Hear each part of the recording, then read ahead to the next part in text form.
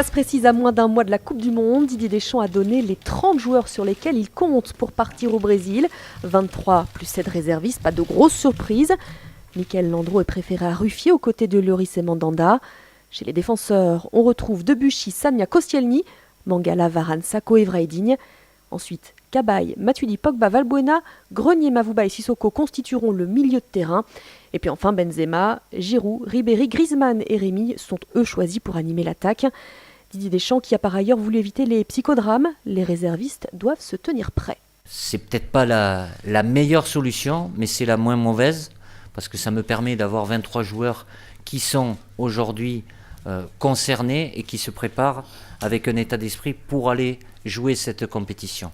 Après, c'est important d'avoir des réservistes qui puissent être à la hauteur, on ne sait jamais les impondérables qui peuvent survenir. Un groupe cohérent donc qui mise sur la jeunesse, à l'image par exemple des Varane ou encore Lucas Digne. C'est fabuleux, c'est quelque chose d'extraordinaire de pouvoir faire partie de ce groupe et de pouvoir vivre ces moments-là. J'arrive pas à décrire ce que je ressens exactement parce qu'il y a tellement de choses qui se passent dans ma tête et en moi, donc non, c'est juste fabuleux et je pense pas que je réalise encore. J'ai reçu une 50aine de messages de la part de toute ma famille au moment de la liste, donc c'est vraiment quelque chose d'extraordinaire qui se passe pour moi et pour toute ma famille. Beaucoup d'émotions donc hier soir, y compris pour certains qui n'ont pas été choisis, comme ce tweet d'Ayet et Eric Abidal, pour qui une page se tourne. Moins de philosophie, voire de la colère et même des insultes envers Didier Deschamps pour la sœur d'André-Pierre Gignac, qui est la petite copine de Samir Nasri. Nasri dont l'absence, même justifiée hier encore par le sélectionneur, continue de faire débat pour certains.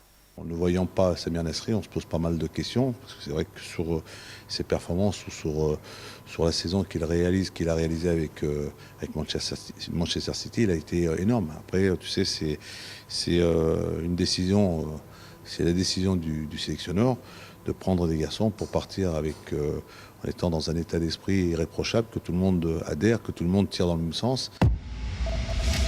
Des entraîneurs qui partent. Frédéric Hans quitte Bastia. Il a mené le club corse vers un titre de champion de national puis de Ligue 2. Il était arrivé en 2010. Départ annoncé également et confirmé de Rémi Garde qui lui ne sera plus l'entraîneur de Lyon la saison prochaine.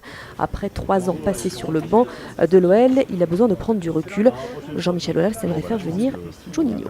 C'est vrai qu'il fait partie des gens que j'aurais aimé pouvoir associer à la nouvelle organisation de l'Olympique Lyonnais. Bien sûr, c'est un garçon comme Rémi, formidable, qui a l'image de la réussite de l'Olympique Lyonnais et qui est très agréable à travailler, outre le fait que c'est un très grand tacticien.